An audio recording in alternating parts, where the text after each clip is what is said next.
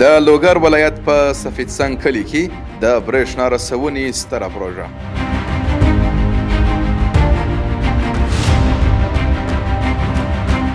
افغانستان په ویاړلې خاوره کې چې د خلکو په همت او د مسوولینو په کلک هوډ د پرمختګ زیری غوړېږي، یو نوی او هیله بخښونکی ګام پورته سو.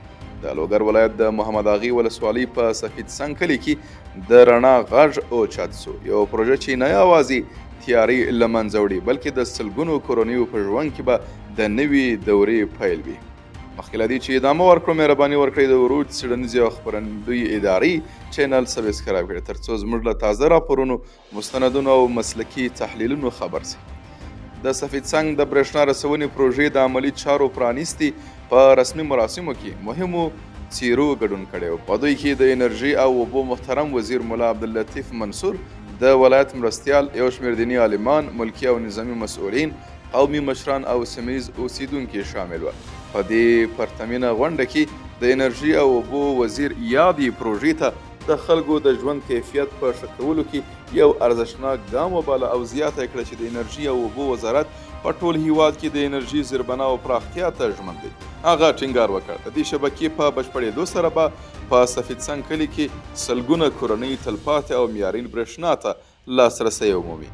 دا پروژه په 100 کیلوولټ ظرفیت او له 11 میلیونو افغانیو څخه په ډېرې بودیجې سره د انرژۍ او اوبو وزارت لخوا تمویل شوی او ټاکل شوی ده چې په یو کال کې به ګټې اخیستنې ته وسپارل شي. د مسوولینو په وینا له 200 څخه زیاتې کورنۍ به په مستقیم ډول له دې شبکې ګټه واخلي، یوه شبکه چې د دې سیمې اوسېدونکو ته به د رڼا، پرمختګ او ارامۍ پیغام راوړي.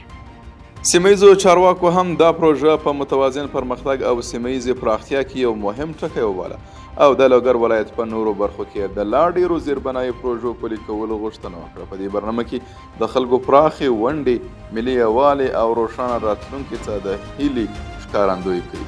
تاسو درانه لیدونکي که غواړئ زموږ د ګران هیواد له زیربنایي پروژو، ټولنیزو بدلونونو او پرمختګونو څخه خبر سئ، همدا اوس د ورود څېړنیزې او خپرندویي ادارې چینل سبسکرایب کړئ او زنګوله هم فعاله کړئ. د رڼا دروازې پر سفید کلي پرانیستل شوي. بریښنا چې د انسان د ژوند له اساسي اړتیاو څخه ده، اوس د دې سیمې اوسېدونکو کورونو ته لاره موندلې ده او دوی له تیاري، بېثباتۍ او محدودیت څخه خلاصوي.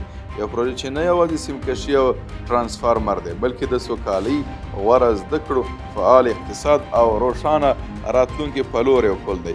په نوي افغانستان کې دا ډول پروژې نه یوازې بریښنا رسوي بلکې هیله هم خپروي.